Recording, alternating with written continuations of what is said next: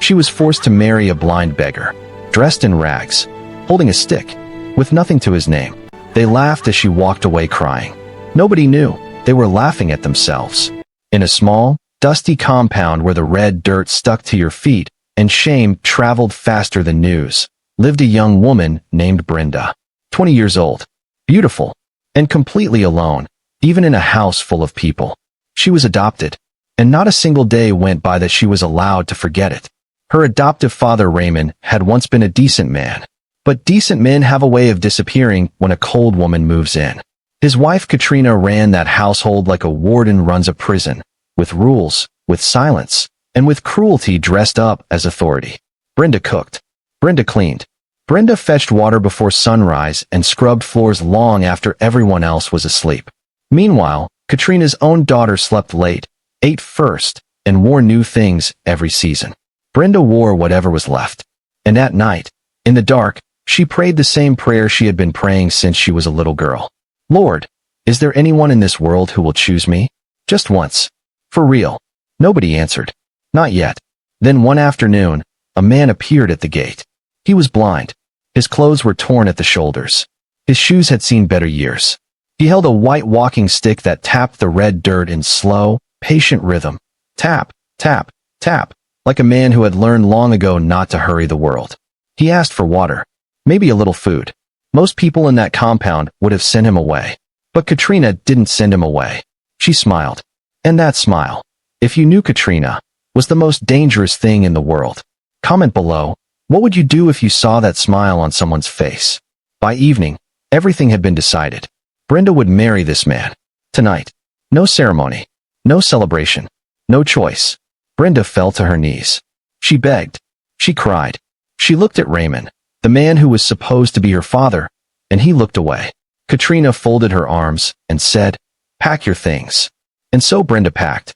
One battered suitcase. Everything she owned, stuffed inside a bag that was falling apart at the seams, just like her heart. She lifted it onto her head.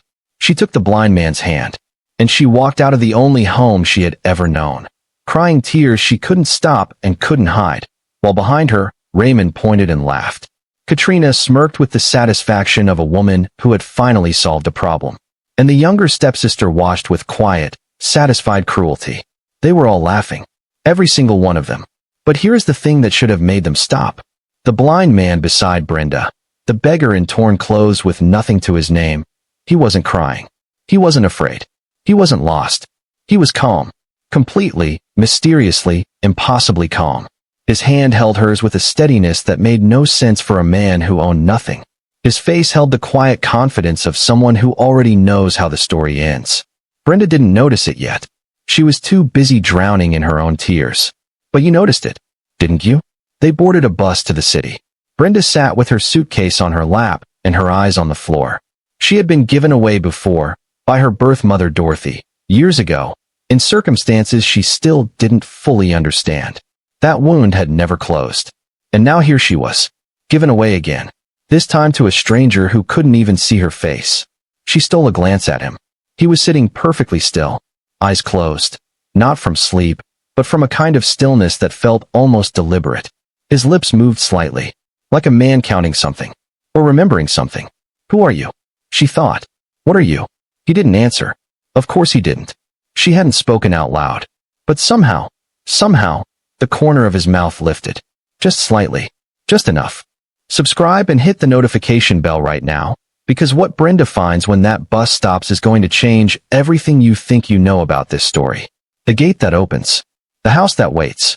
The people who come running, not to help a beggar, but to receive someone else entirely. Brenda is about to walk through a door she never knew existed. And Katrina, back in that dusty compound, laughing with her husband over a plate of food. She has no idea what she just threw away. Stay with me. This is only the beginning. Before Brenda ever carried a suitcase on her head, she carried something heavier. Every single day, she carried the weight of being unwanted in a house where she was supposed to belong. It started before sunrise. Always before sunrise. While the rest of the compound was still wrapped in darkness, and the roosters hadn't found their voice yet, Brenda was already on her feet. Fire to start. Water to fetch. Cassava to peel. A compound to sweep before Katrina's eyes opened and found something, anything, to be angry about. Because Katrina was always angry. That was her language. That was her power. She was a tall woman with sharp eyes and sharper words, and she had made it her personal mission to ensure that Brenda never, not for a single morning, forgot her place in that house. You are not mine, those eyes said. Every day, without words, you were left here. You are a burden someone else created, and I am the one who has to carry it. Brenda had heard it so many times, in silence, in glances, in the way her plate was always served last, and always with less, that she had stopped waiting for it to stop hurting. She had just learned to eat the pain quietly. Like everything else in that house, she swallowed it without complaint. Katrina's daughter was named Celine, 18 years old. Soft hands, pressed dresses, a laugh that filled a room, and a mouth that never once touched a broom. Brenda never hated her. That was the saddest part. She didn't have room for hate. She was too busy surviving. But she noticed. Of course she noticed. The way Celine woke up to a warm breakfast already made. The way Katrina braided her hair on Sunday mornings, humming softly, fingers gentle as a prayer.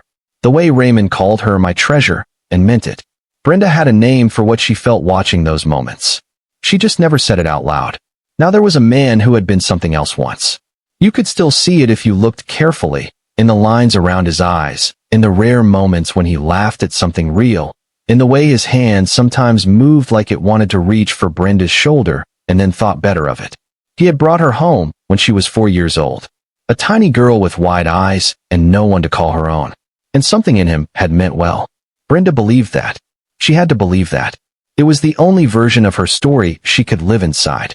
But Katrina had come later. And Katrina had a talent for reshaping men. Slowly. Thoroughly. The way water reshapes stone. Patient. Persistent. Invisible until the damage is already done. Raymond didn't fight anymore. He just agreed. He looked away. He sat in his chair and let things happen and told himself it wasn't his fault because he hadn't done it himself. Brenda had stopped expecting anything from him. That was its own kind of grief. At night, when the compound finally went quiet and the last lamp flickered out, Brenda would lie on her thin mattress and stare at the ceiling. And she would pray. Not loudly. Not even in full sentences sometimes. Just a quiet, desperate reaching. The kind of prayer that has been repeated so many times it has worn a groove in the heart. Lord, is there anyone in this world who will love me for real? Not because they have to. Not out of pity. Just for me. Is there anyone coming for me? She had been asking that question her whole life. The first time she was abandoned, she was too young to understand it. Her birth mother Dorothy had given her away under circumstances nobody had ever fully explained. Just gone one day. A mother vanished. A little girl handed to strangers and told to call them family. She had been 4 years old. She hadn't even known how to mourn it properly. So she carried it instead. Quietly. The way she carried everything. She was still carrying it the morning Katrina called her to the front of the compound with that smile on her face. That terrible, deliberate smile. A man was standing at the gate. Blind. Ragged. Holding a white stick. And Katrina looked at Brenda the way a woman looks at a problem she has finally figured out how to solve. Brenda didn't know it yet. But her entire life was about to change in the next 60 seconds. And not one person in that compound, not Katrina, not Raymond, not Celine, was ready for what came with him. He appeared just after noon. The sun was at its cruelest, pressing down on the compound like a hand on a shoulder, heavy and relentless. Brenda was at the side of the house washing Katrina's good blouses by hand, knuckles raw, back aching, when she heard it. Tap, tap, tap. Slow, patient, unhurried. She looked up. A man stood at the compound gate. Blind eyes aimed slightly upward, the way blind eyes sometimes do, like they're searching for light they know isn't coming. His clothes were worn through at the elbows. His trousers were too short and too loose at the same time. His shoes, if you could still call them shoes, had given up the fight a long time ago. He held a white walking stick, and he tapped it again against the gate post. Please. His voice was quiet. Steady. Water. Or food. Whatever you can spare. Brenda's first instinct was to rise. To get him something. That was always her instinct. Reach for whoever was in need, because she knew what need felt like from the inside. But before she could move, a shadow fell across the compound. Katrina. She had come out of the house, so quietly Brenda hadn't heard her. That was one of Katrina's gifts, appearing exactly when you least expected her, like a cold front moving in from nowhere. She stood at the edge of the veranda and looked at the man at the gate. She didn't look disgusted. She didn't look sympathetic. She looked interested. That was the word. Interested. The way a chess player looks at the board when they suddenly see a move nobody else has spotted. Brenda watched Katrina's face shift through something she couldn't name. Something quiet and calculating moved behind those eyes. A door opening in her mind. A plan assembling itself in real time. Brenda felt a chill that had nothing to do with the weather. If you've ever seen that look on someone's face, that cold, calculating look, you already know nothing good follows it. Comment below if you know exactly what I mean. Katrina walked to the gate herself. She never walked to the gate herself. She looked at the blind man for a long moment. Then she said, sweetly, too sweetly, "Come in. Rest. We have food." The man tilted his head slightly. "Thank you," he said. "God bless you." Katrina smiled. "He already has." She brought him inside. Gave him water. Gave him a plate of food. Sat across from him and watched him eat with those sharp, quiet eyes. She asked his name. He said Daniel. She asked where he was from. He said the city, far from here. She asked if he had family. He said no. Not anymore. Every answer seemed to satisfy something in her. Every answer seemed to fit a shape she was already cutting. Brenda stood in the doorway watching all of it. The hairs on her arms were standing up. Her stomach knew something her mind hadn't caught yet. By evening, Raymond had been called inside. The door was closed. Voices were low. Brenda pressed herself against the outer wall of the house and listened, heart hammering, palms flat against the cool clay, and what she heard made the world tilt sideways. Her name, spoken in Katrina's voice, followed by Daniel's name, followed by the word marriage, said not like a question but like a conclusion. Brenda stepped back from the wall. Her legs went hollow. She walked into that room, and she looked at both of them. Katrina sitting tall with folded hands and a satisfied mouth. Raymond looking somewhere past Brenda's left shoulder. Already checked out. Already gone to the place inside himself where he didn't have to be responsible for anything. "You will marry him," Katrina said simply. "Tonight." Brenda's voice came out as a whisper. "He's a stranger. He's, Mama, please. Don't call me that." The words landed like a slap. Brenda turned to Raymond. "Daddy." The word cost her everything. "Please. Please don't do this." Raymond scratched the back of his neck. Looked at his wife. Looked at the floor. And said nothing. That nothing broke something in Brenda that she wasn't sure would ever fully heal. Celine appeared in the doorway behind her and laughed. A bright, careless laugh. The laugh of a girl who has never once had to be afraid in her own home. And that laugh brought the whole house down around Brenda's ears. An hour later, she was packing. Hands shaking. Tears falling silently onto clothes she folded without seeing. And in the courtyard outside, Daniel sat on a wooden stool, waiting. Still. Patient. Impossibly calm. Like a man who already knew what was coming. Like a man who had planned for exactly this. Why was he so calm? Subscribe and hit the notification bell, because what happens next will change everything you think you know about Daniel. The suitcase was heavier than it looked. Or maybe it just felt that way because of everything she was carrying inside her chest at the same time. Brenda stood in the middle of the compound. Her compound, the only home she had ever known, for all the misery it had given her. And she lifted that battered bag onto her head with both hands. The leather was cracked and soft in the wrong places. One of the clasps had been broken for years. She had asked Raymond to fix it twice. He never did. She balanced it, straightened her back, lifted her chin, and the laughter started immediately. Raymond was the first. A short, disbelieving sound, like even he couldn't believe how perfectly this had worked out. He stood on the veranda steps with his arms crossed, and his eyes bright with something that looked almost like relief. Like a man who had been carrying a weight for years and had just set it down. Katrina didn't laugh out loud. She was too refined for that. She just smiled, that slow, private smile of deep satisfaction, and folded her hands in front of her like a woman watching a prayer get answered. Celine had no such restraint. She pointed, actually pointed, her finger extended toward Brenda like a child at a circus, laughing with her whole body, head thrown back, delighted. Brenda looked at each of them once. Just once. Then she turned her back and she walked. Daniel's hand found hers at the gate. She hadn't expected it. The warmth of it. The firmness. He didn't fumble or hesitate. His hand simply closed around hers like it had done it 1,000 times before. Like it knew exactly where to go. His stick tapped the red dirt path ahead.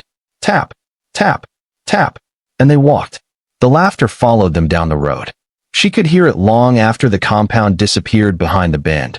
Or maybe that was just her memory, replaying it on a loop, making sure she felt every second of it. She wasn't sure anymore.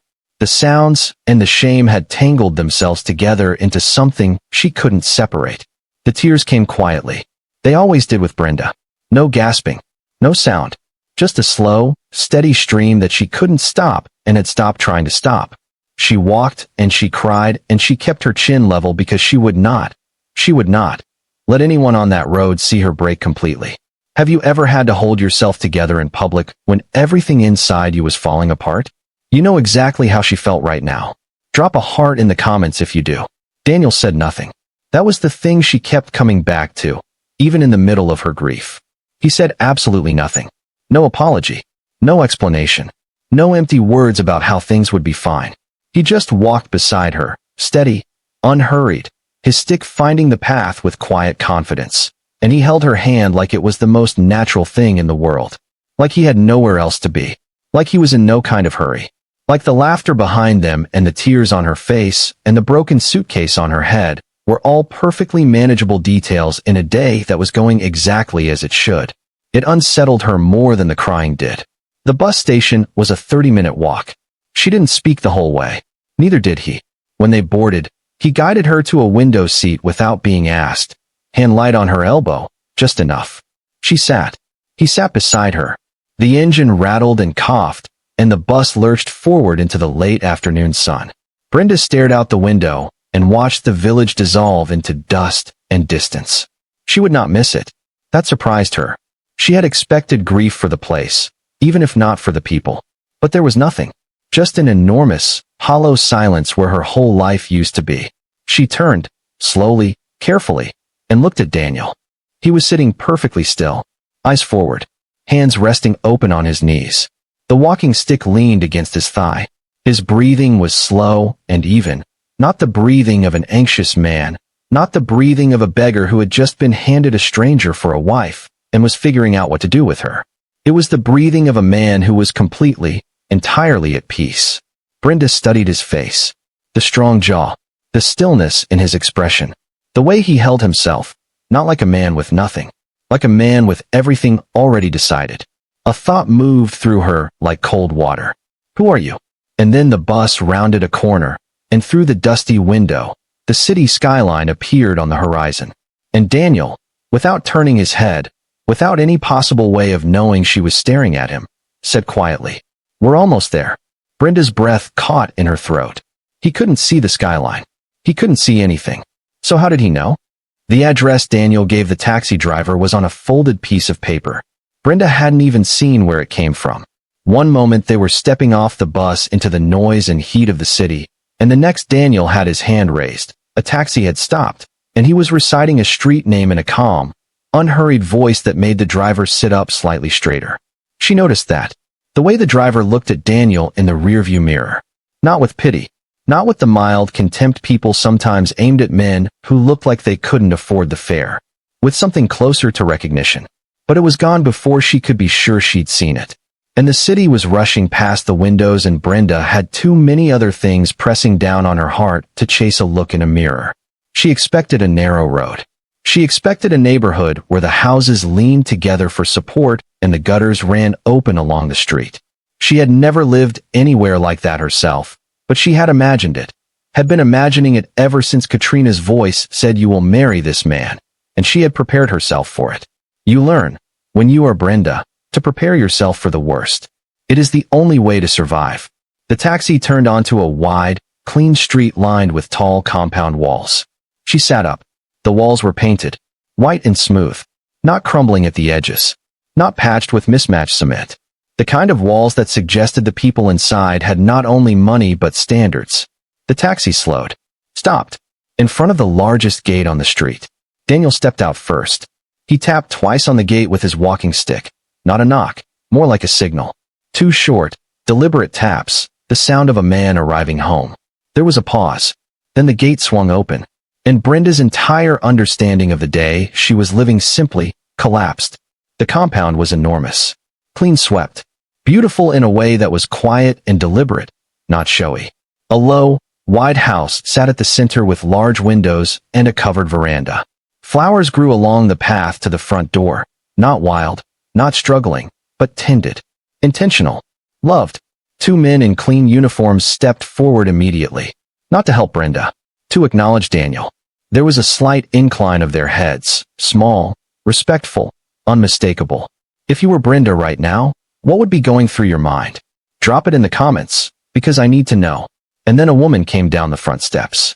Middle-aged, warm face, hands already moving forward before she had finished walking, reaching for the suitcase on Brenda's head, not waiting to be asked, not making it a gesture, just taking it, like it was obvious, like no one who entered this compound should be carrying their own weight at the door. The bag lifted off Brenda's head so gently she barely felt it go. She stood there with her empty hands at her sides and her mouth slightly open. The woman smiled at her. "Welcome," she said, simply, warmly, like she meant both syllables equally. Brenda turned to look at Daniel. He was already moving up the path toward the front door. Steady, sure, his stick barely touching the ground, not searching the way a blind man searches in an unfamiliar place, but confirming what he already knew was there. Every step landed with the easy confidence of a man who had walked this path 10,000 times. He didn't hesitate at the door. He didn't reach for the frame. He walked straight through it like a man walking into his own life. Inside, the air was cool. Tiled floors, high ceilings, furniture that was solid and good without screaming about it. A staircase curved upward on the left side of the entrance hall. Fresh flowers sat in a vase on a wooden table near the door, white and yellow, arranged with care. Brenda stood in the middle of it all and felt the world tipping beneath her feet. Her heart was hammering so loudly she was almost certain the woman beside her could hear it. This was not a beggar's house. This was not a room borrowed from a cousin or a corner negotiated from a landlord. This was a home. A real, full, breathing home. With staff and flowers and cool air, and people who lowered their eyes slightly when Daniel passed. She pressed her hand flat against her sternum. Tried to breathe. What is this place? And then Daniel stopped in the center of the room. Turned, not toward the window, not toward the staircase. Toward her. Directly, precisely toward her. As if he could see exactly where she was standing. He said quietly, "This is your home now, Brenda." She opened her mouth. Closed it. From somewhere deeper in the house, a phone began to ring. One of the uniformed men appeared in a doorway, face urgent, voice low. "Sir, it's the London office. They say it cannot wait." The London office. Brenda watched Daniel's jaw tighten, just slightly, just for a fraction of a second, before the calm settled back over his face like a curtain falling. "Tell them 5 minutes," he said. And he turned and walked down the hall with the quiet authority of a man who had never, not once in his life, been anyone's beggar. She didn't sleep that first night. How could she? She lay on a bed that was softer than anything she had ever felt beneath her body. Real mattress, clean sheets, a pillow that smelled like something expensive and calm, and she stared at the ceiling and tried to make sense of the last 24 hours of her life. A forced marriage, a blind beggar, a house with a London office. She turned onto her side and stared at the wall instead. It didn't help. By morning she had constructed a careful plan. She would be polite. She would be invisible. She would do what she had always done in houses that were not truly hers. She would make herself useful and small, and she would wait. For what? She didn't know. But waiting was a skill she had perfected over 20 years, and she trusted it more than she trusted anything else. She found the kitchen before anyone told her where it was. Old habit. She was pulling back a cabinet door when she heard him. "You didn't eat dinner last night." She spun around. Daniel stood in the kitchen doorway. White t-shirt. Simple trousers. No walking stick this morning. Just one hand resting lightly on the door frame. His blind eyes aimed somewhere slightly above her head. His expression was not accusatory. Not demanding. Just attentive. Brenda's mouth opened. I didn't want to. You don't have to ask permission to eat in your own home. Your own home. The words landed strangely. Like a phrase in a foreign language she almost understood. "I wasn't hungry," she said. The corner of his mouth moved. Not quite a smile. Something more patient than that. Your voice does something when you're not telling the whole truth, he said. It gets very even. Very careful. Like you're reading from a script. Brenda stared at him. He couldn't see her staring. But somehow she felt like he knew anyway. He sat at the kitchen table while she made tea. She needed something to do with her hands, and nobody stopped her. The woman from yesterday, whose name turned out to be Mrs. Adiz, appeared briefly, saw that Daniel was settled, and disappeared again with the quiet efficiency of someone who understood exactly when she was not needed. Brenda set a cup in front of him without thinking, then froze, wondering if she'd placed it wrong, if he'd have to search for it.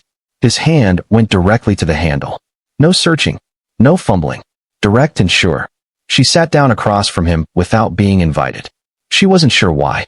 The chair was just there, and her legs were suddenly tired from holding everything up. How long had you been at that gate? She said. Before they brought you in. Not long. Did you know?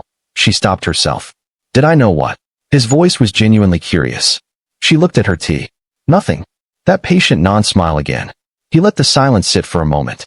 Then he said, simply, quietly, like a man stating a fact rather than making a promise. No one in this house will raise a hand to you, Brenda. No one will raise their voice at you. You don't have to earn your place here. You don't have to be useful enough or quiet enough or small enough. A pause. You can just be. The words were so simple. That was what destroyed her. Not cruelty. Not drama. Just simple, plain, straightforward kindness, offered without conditions or cost. And it hit her somewhere so deep and so undefended that she had absolutely no protection against it. The tears came before she could stop them. Not the silent kind this time. The kind that come with a sharp inhale and a burn behind the eyes. The kind that have been waiting for a long time. She pressed her hand over her mouth. Has anyone ever said exactly the right thing to you at exactly the moment you needed it most? That's what this felt like. Tell me in the comments. Daniel didn't move toward her. Didn't reach across the table. Didn't say don't cry or it's okay. The two most useless phrases in the human language. He just stayed. Present and still. Like a man who understood that some tears don't need to be stopped. They just need to be witnessed. She cried for a long time. When it was over, she felt hollowed out and lighter at the same time. She wiped her face with the back of her hand and stared at the table. I don't understand you, she said finally. Her voice was rough. I know, he said. Are you going to explain yourself? A real smile this time. Brief and warm. Not yet.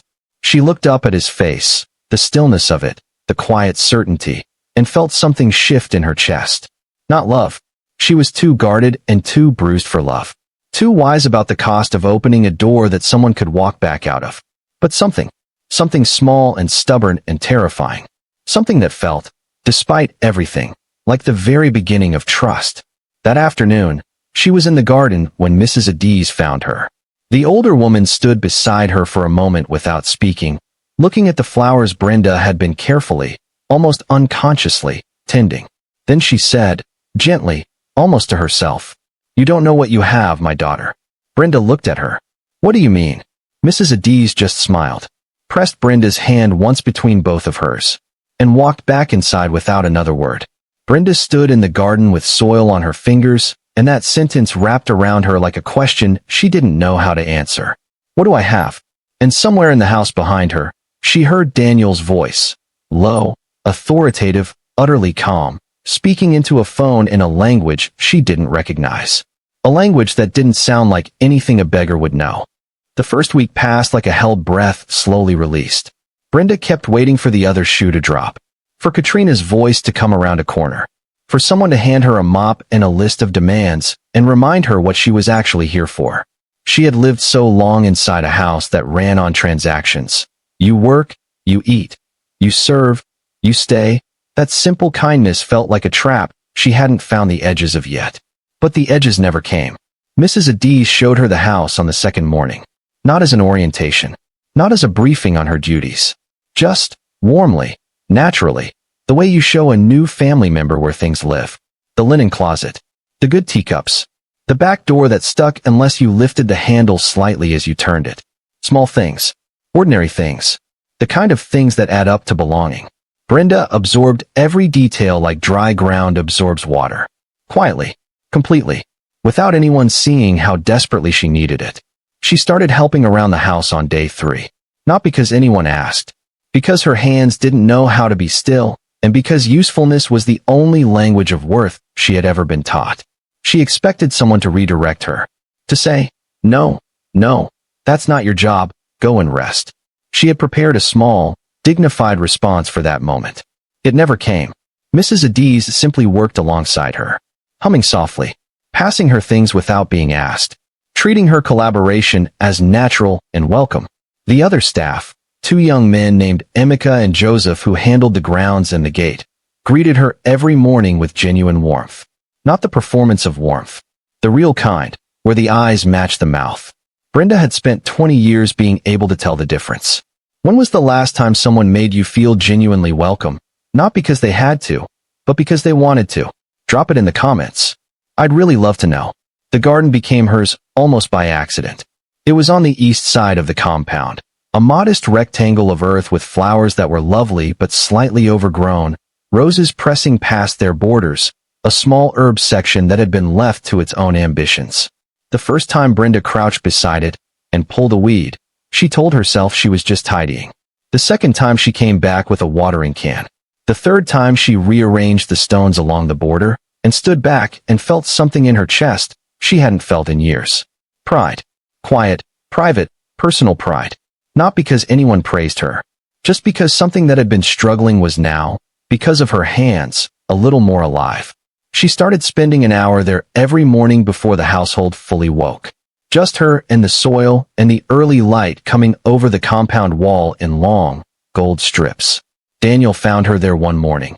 Or rather, he arrived at the garden's edge and stood quietly, face turned toward the sound of her movement, and said nothing for a long moment.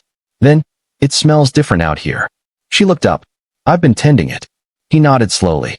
Like this confirmed something he already suspected. "It smells like it's being looked after," he said. And then he went back inside.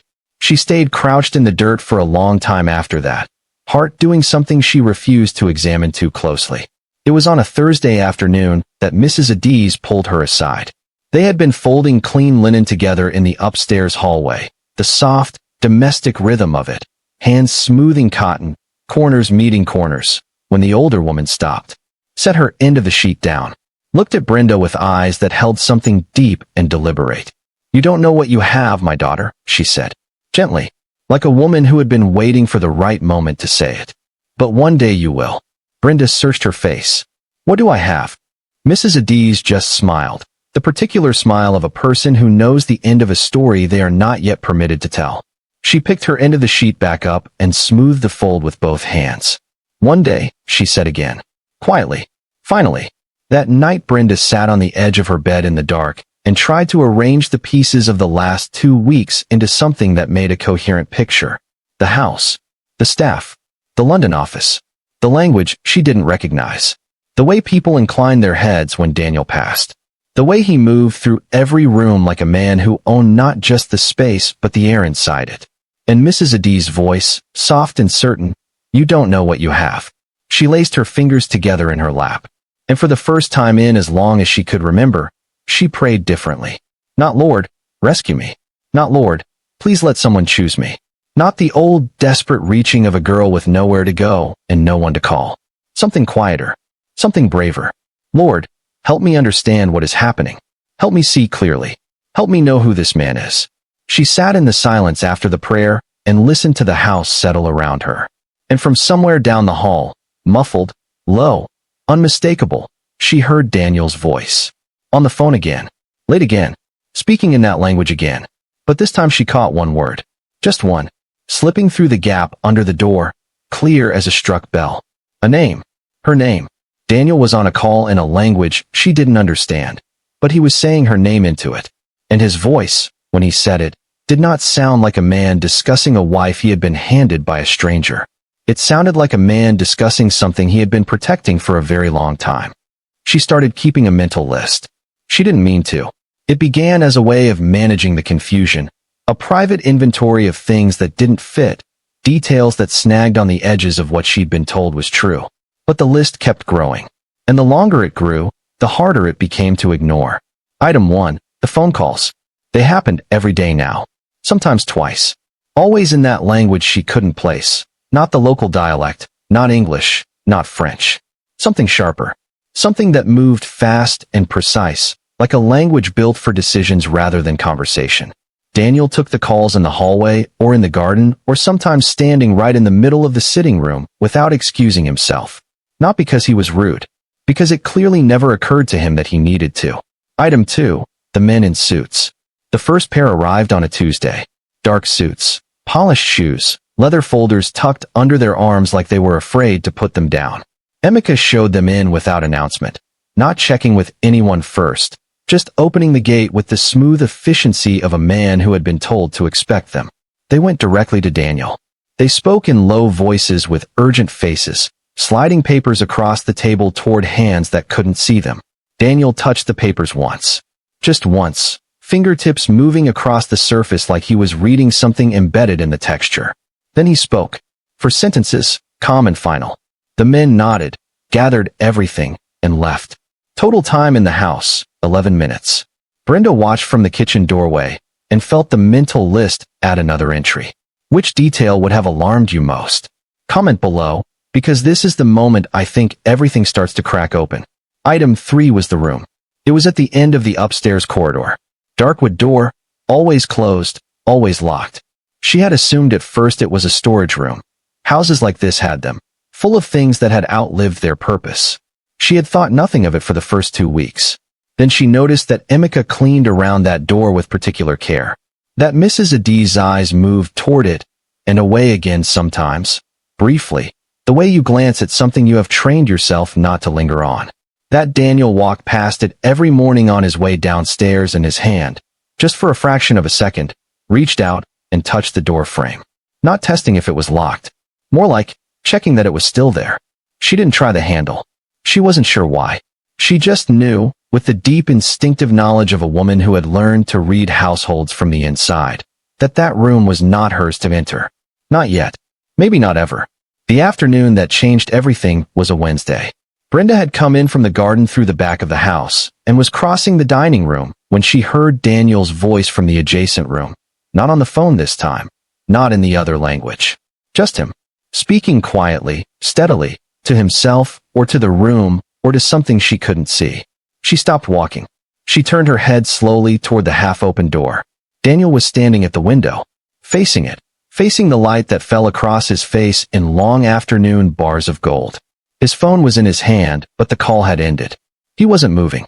He was just standing there in the silence with the light on his face and his jaw set and his eyes, his unseeing eyes, carrying something that stopped Brenda's breath completely. Not grief. Not anger. Wait.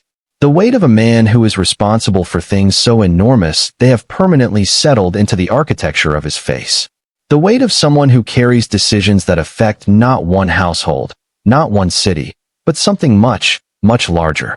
It was the face of a man who could not, even for a single unguarded afternoon, put the thing he was carrying down. She had seen hard lives before. She had lived one. But this was different. This was not the face of a beggar who had gotten lucky. This was the face of a man hiding an empire inside a pair of torn clothes. She stepped back from the doorway before he could whatever it was he did instead of seeing. She pressed her back against the dining room wall and stood there with her heart slamming against her ribs. She went to Mrs. Adie's that evening. She found her in the kitchen at the end of the day, wiping down the counter with the slow, satisfied movements of a woman completing something. Who is he? Brenda asked. Just that. No preamble. No softening. Mrs. Adie's hand stilled on the counter. She turned around slowly, looked at Brenda's face, reading it, measuring it, deciding something. Then she smiled. That same smile. The one with the whole story behind it. Ask him, she said. I'm asking you. I know. She folded the cloth in her hands neatly. Set it down. And I'm telling you, ask him. It's time. She paused at the kitchen door. But Brenda, when he tells you. Her voice dropped to something almost tender. Hold on to something first. She walked out. And from the front of the house came the sound of the gate opening. And 3 black cars pulled into the compound in a line. Quiet, expensive, deliberate. Headlights cutting through the early evening dark. And every member of staff appeared in the courtyard without being called. Standing. Waiting. Like they had been expecting this moment for a very long time. The gate bell rang on a Saturday morning. Brenda was in the garden. She had her hands in the soil, turning compost into the bed along the east wall, and the morning was quiet and gold and hers in the way that only early hours belong to the people who are awake for them. Emeka answered the gate, and then he appeared at the garden entrance with a look on his face that Brenda had never seen there before. Not alarm exactly. Something more careful than that. The face of a man delivering something he wished he didn't have to. "Ma," he said, "there is a woman at the gate. She says she is your mother." The trowel in Brenda's hand went very still. Katrina had dressed for the occasion. That was the first thing Brenda noticed. The good wrapper.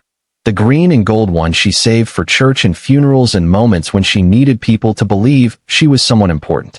Her hair was freshly done. Her shoes matched.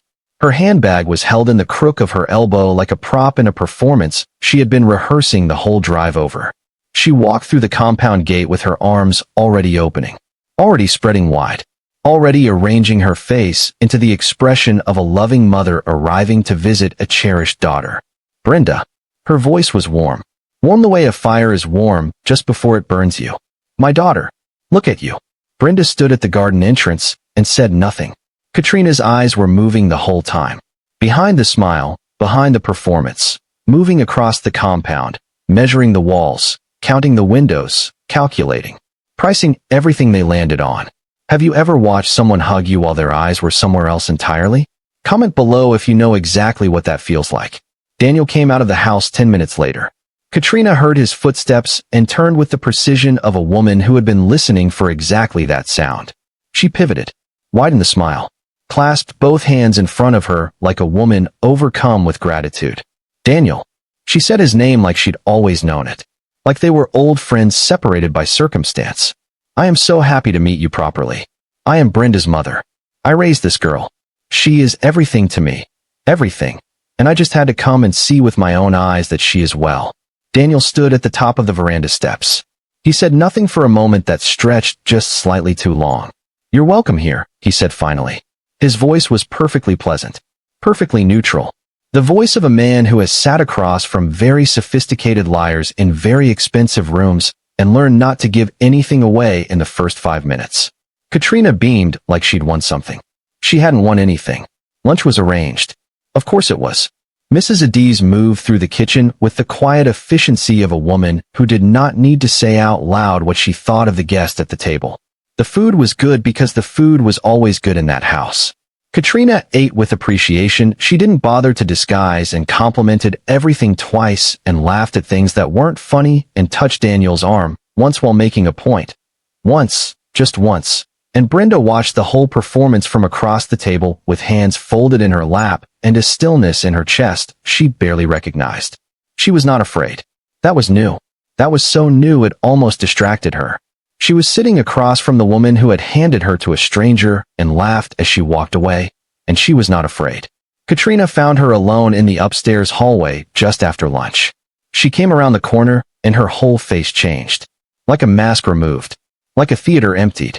The warmth gone, the performance folded and put away, and underneath it, the real Katrina. Cold eyes. Tight mouth. The particular expression of a woman who has decided to stop pretending. She stepped close. "You think you're special now," she said. Low. Precise. "You think this is yours." She gestured, at the hallway, at the house, at everything. "I made this happen. I put you here. You were nothing before I pushed you out that gate. And you will be nothing the moment I decide to open my mouth about who you really are." She leaned in. "Bring me into this life. Get me close to him, or I will burn everything you've built down to the ground." The hallway was very quiet. Brenda looked at her. Fully. Steadily. The way she had never been able to look at her before, without flinching, without shrinking, without the old trained submission rising up to protect itself. She looked at this woman who had taken 20 years from her, and tried to take her future too. And she said, quietly, so quietly it was almost gentle, "You should leave, Katrina." Katrina blinked. "I'm not your daughter," Brenda continued. "I never was. And this is my home." A pause. Just one. "Please don't make me say it again." Katrina's mouth opened. And from downstairs, clear, calm, carrying up the staircase like it was meant to reach exactly this moment, came Daniel's voice. "Mrs. Katrina." Not a question. Not an invitation. A period at the end of a sentence. "I'll have Emeka bring your bag to the gate." The silence that followed was enormous. Katrina's face cycled through 6 emotions in 4 seconds. Then she straightened, smoothed her wrapper, lifted her chin, and hissed, barely above a whisper, "This isn't over." She turned and walked down the stairs. Brenda stood in the hallway alone, heart slamming, hands steady. And from below, she heard the front door open, heard heels on the compound stone, heard the gate, and then, nothing.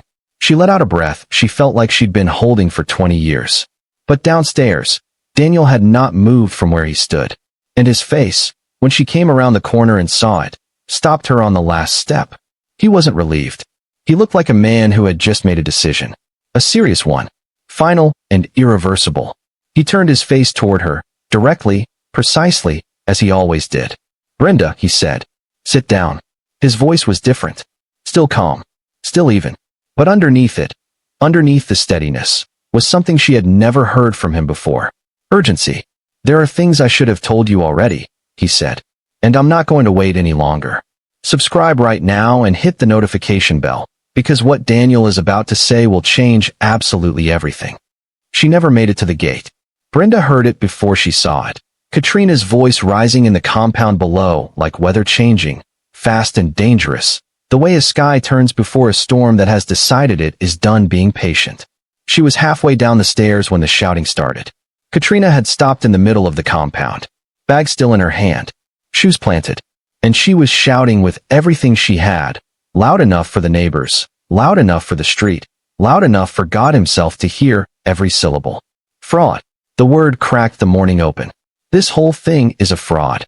This girl, this ungrateful, worthless girl, she has deceived you, Daniel. She is nothing. She came from nothing. Her own mother gave her away. Did she tell you that? Did she tell you nobody wanted her? Emeka moved toward her. She turned on him with such velocity, he actually stepped back. "Don't touch me. I am her mother. I have every right to be here." She swung back to the house, to the windows, to anyone who was listening. "This marriage is not real. She is not good enough for this house. I built her. I made her. She owes everything she has to me." The compound had gone very still. Mrs. Adiz stood at the kitchen doorway with her arms folded and her face like stone. Joseph had appeared at the far wall. 2 other staff members stood in doorways, watching. Brenda stood on the bottom step. She did not move. She did not speak. She just looked at Katrina, at this woman performing her destruction in the middle of a beautiful compound on a Saturday morning, and felt something she hadn't expected. Pity. Not much. Just a thread of it. Just enough to keep her own voice quiet when everything in her wanted to scream back. If you were standing on those steps right now, what would you do? Tell me in the comments. Because what happens next, nobody saw coming. Then Daniel walked out of the house. No stick today. Just him. Walking through the front door and down the veranda steps with that particular stillness of his. Measured, unhurried, the absolute opposite of everything Katrina was doing. He stopped at the bottom of the steps. And he spoke. Not loudly. That was the thing. He didn't raise his voice a single degree above his normal register. He simply spoke. And something in the quality of it, some frequency underneath the words, reached into the compound and turned the volume of everything else completely off. "That's enough." 2 words. Katrina actually stopped.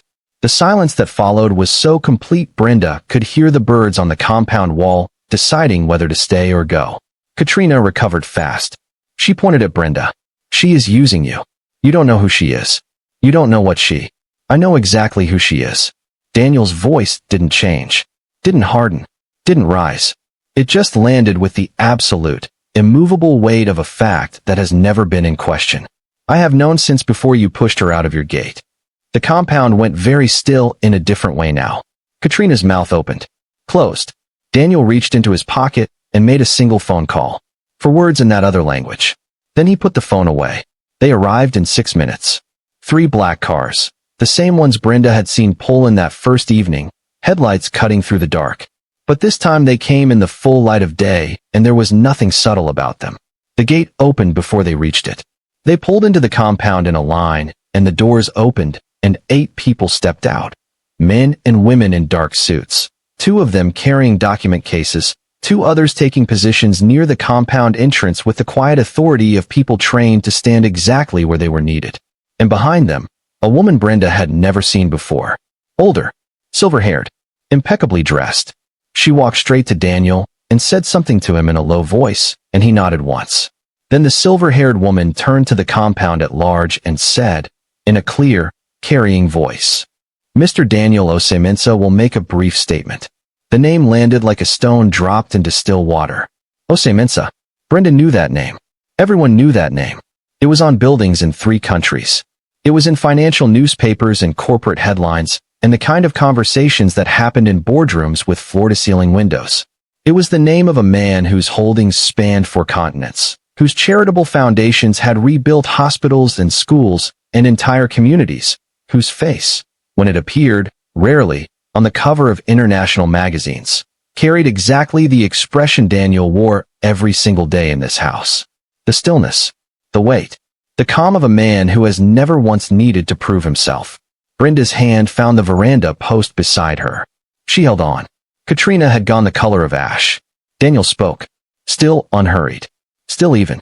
He told the compound, told Katrina, told his staff, told the lawyers arranged behind him like a quiet army, that he had spent 8 months traveling the country in deliberate disguise, that he had been looking for something specific, that he had found it, that everything that had followed had been exactly what he intended. He said Brenda's name. He said it like it was important, like it was the hinge the whole story turned on. She didn't marry into this life, he said. She was brought to it.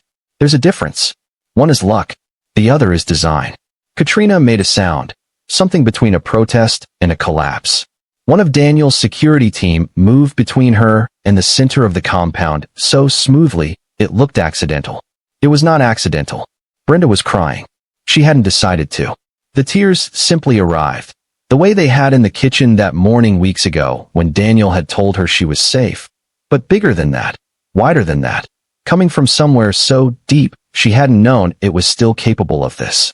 Not shame, not humiliation, not the silent, swallowed grief of a girl carrying a suitcase on her head while the people who were supposed to love her laughed. These tears were something else entirely. They were 20 years of a prayer finally answered. 20 years of, is there anyone coming for me, met at last with yes, and I have been on my way for longer than you know. She pressed both hands over her mouth. She didn't try to stop it. Have you ever cried not because something hurt, but because something finally didn't? Because that's exactly where Brenda is standing right now. Drop a heart in the comments if you felt that. Katrina left without speaking again. She walked to the gate with her good wrapper and her matching bag and her carefully arranged hair, and she was diminished in a way that had nothing to do with any of it.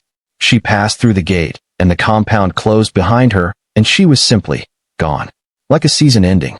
Like a long winter finally done. The lawyers stayed an hour. Papers were signed. Documents Brenda didn't fully understand yet, but that Mrs. Adiz, standing behind her, touched her shoulder about once. Just once. You're all right, that touch said. You're more than all right. When everyone had gone and the compound had settled back into its own quiet breathing, Daniel walked to where Brenda was standing. He stopped in front of her, and he reached for her hand. The same way he had on the red dirt road outside her father's compound. The same easy certainty. The same warmth. As if his hand had simply always known where hers was. She looked at his face. At the stillness in it. At the weight that lived there, but underneath the weight, something she recognized now. Something she could finally name. He had been carrying her story too. All along. Long before she knew it. I always knew who you were, Brenda, he said softly. I was just waiting for you to know it too. The garden behind her was in full bloom. The gate was closed. And for the first time in 20 years, Brenda was exactly where she was supposed to be. Not because someone had placed her there. Not because she had been useful enough or quiet enough or small enough to be permitted to stay. But because she had walked through fire. And come out the other side, holding a crown she hadn't even known she was wearing. If this story moved you, if you felt every tear Brenda cried, every door that was slammed in her face, and every moment she almost gave up, then you already know this channel is where you belong. Stories like this one don't just entertain. They remind you that being thrown away is not the same as being worthless. That the people who laugh at you today may be the ones who can't afford to look you in the eye tomorrow. That sometimes the life you were always meant to have arrives wearing torn clothes and holding a walking stick. Brenda didn't fight for a rich man. She survived long enough to meet someone who had been watching for her all along. If that kind of story is what you came here for, subscribe. Hit the notification bell. Share this with someone who needs to hear it today. Because the next story is already waiting. And trust me, you are not going to want to miss it.